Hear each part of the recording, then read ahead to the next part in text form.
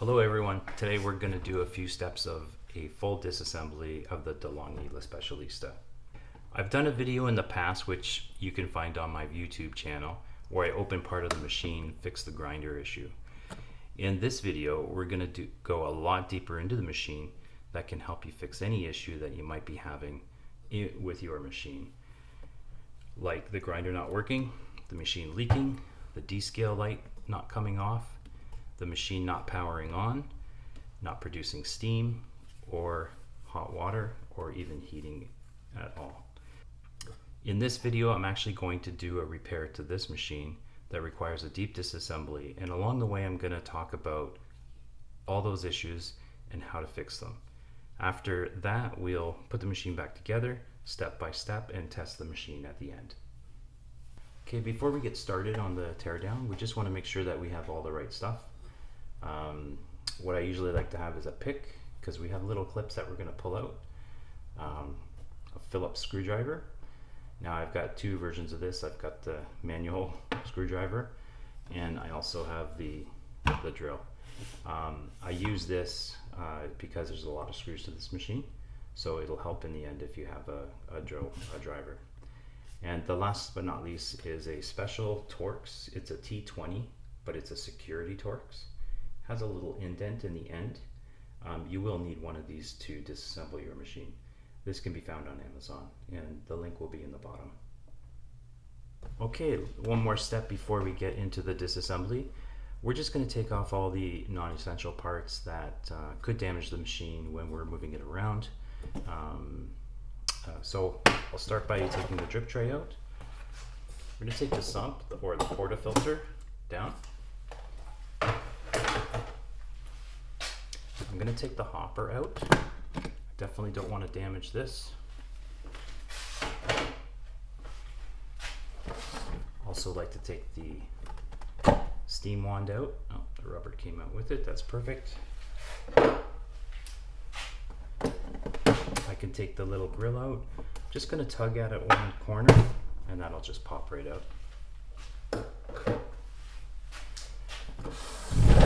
Turning the machine around. I can take the cord away, and last but not least, I'm going to take the water tank out. One thing I forgot to mention is I usually like to have a soft cloth available because we're going to manipulate this machine on its side and on its back. I just want to keep all the panels unscratched and healthy, so we'll just set this aside for now, but we will be using it later. So I'm going to start taking it apart, just like in my previous video regarding the grinder fix. We're going to take out the two screws here and two screws at the bottom here. What I like to do is I like to have a paper towel available, and I usually put the screws in somewhat of segments. So if I'm working on the back, I like to keep the back screws here, and then next section. Kind of keeps me organized. There's not many different screws in this machine, but we want to keep it organized. So the next step is we're just going to take off this top panel, and this is held in by just clips, and clips are meant to give way. So what I'm going to do is just get my fingers under the edge here.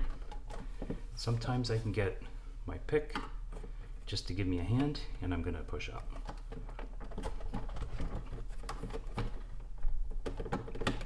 Oh,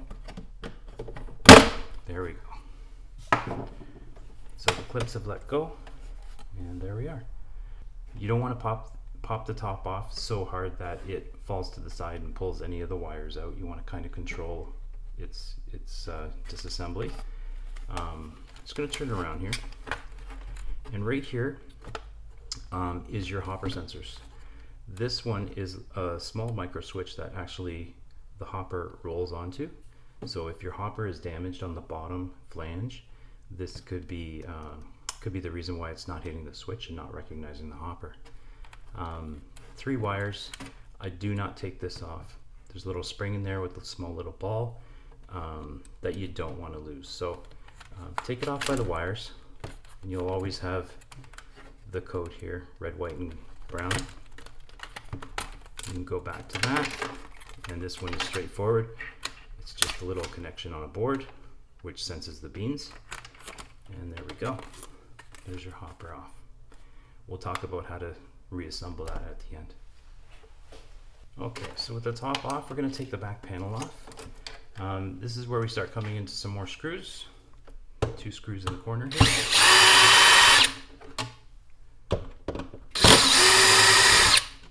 And I put those with the back screws there. So with this guy here, it doesn't seem like it's going to come right up. Just got to pull this aside a little bit. And it slides right out. And that's your guide for your water tank. And that exposes the back of the machine. So at this point, I'm going to take off the control board, turn the machine around. Now there's 2 connections to this. There's a hose for the gauge, for the pressure gauge, and there's a wire going to the power board, to the control board. So we want to make sure that we're not pulling this right off, because we can damage that wire.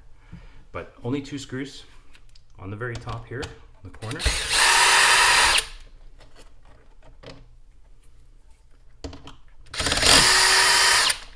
There we go. And again, I'm going to start a new pile because it's in the front of the machine. There we go.